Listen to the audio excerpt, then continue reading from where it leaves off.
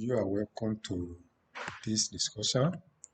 Our topic is concept and scope of muamalat, that is social transaction provisions in the Sharia. By implication, muamalat in the Sharia has to do with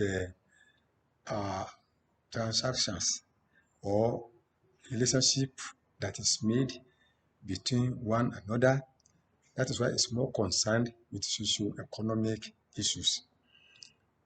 And this topic, as we said, has to do with the socio-economic transactions in and among the society which are expected to be carried out according to the Islamic law. Sharia, it aims at exposing you to the social interaction and contract provisions called muamalat in the Sharia. It deals with the definition of muamalat, a historical background of the subject matter, domains of muamalat in Islam, and some modern muamalat in Islam and other discussions. Now, let us define muamalat. That is, the other topic we are going to talk about is definition of muamalat. The term al-muamalat is an Arabic word. It simply means social transactions or business relations, or simply put, socio-economic transactions based on dictate of Sharia.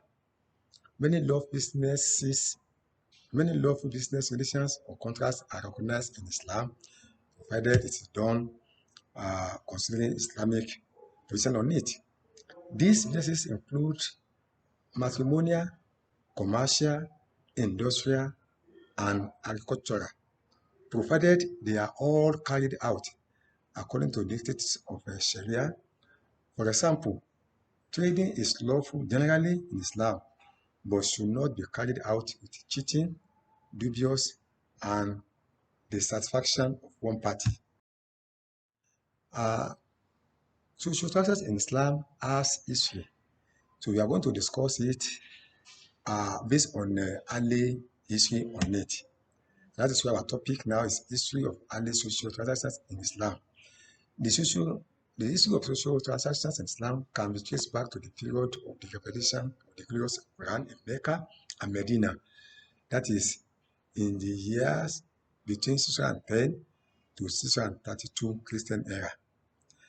Islam tells us that there's nothing left out in these mundane affairs of man and his life in the hereafter without necessary guidance.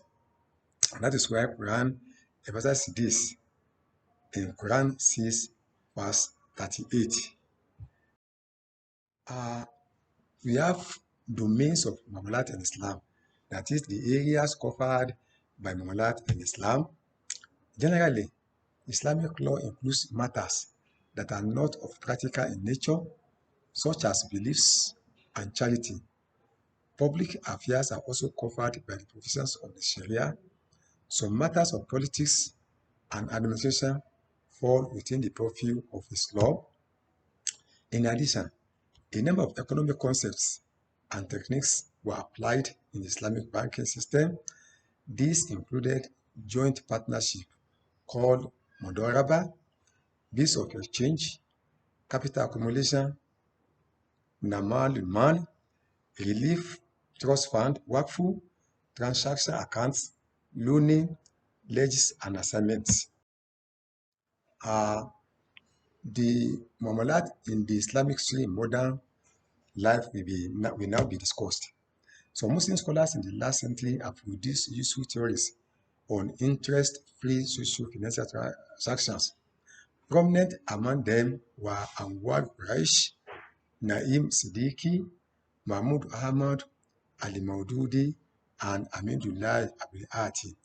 The pictures you are seeing are pictures of Anwar Quraishi and Abu Allah al-Maududi. Their major focus was the Islamic social transaction that could yield profits, lead to setting up of interest-free banking in Islam based on profit and loss sharing agreement. As we have been saying, we have to talk about modern Muamalat resolutions. The heads of states and governments of the Organization of Islamic Cooperation called OIC made certain bold resolutions. These include, among others, declaration of its determination to eliminate poverty from which some of our people continue to suffer by consolidating its economic cooperation on the basis of complementing and pooling of resources to achieve coordinated development of our countries. Then, prospect of the modern Muamalat. It is on record that in 2005, Islamic banking was growing at a rate of 10 to 15% per year, signaling consistent future growth. The success of this bold step of setting up Islamic banks is manifested in the establishment of well over 300 of its institutions spread over 51 countries, including United States of America. Uh, Thanks for watching and listening, and say bye-bye.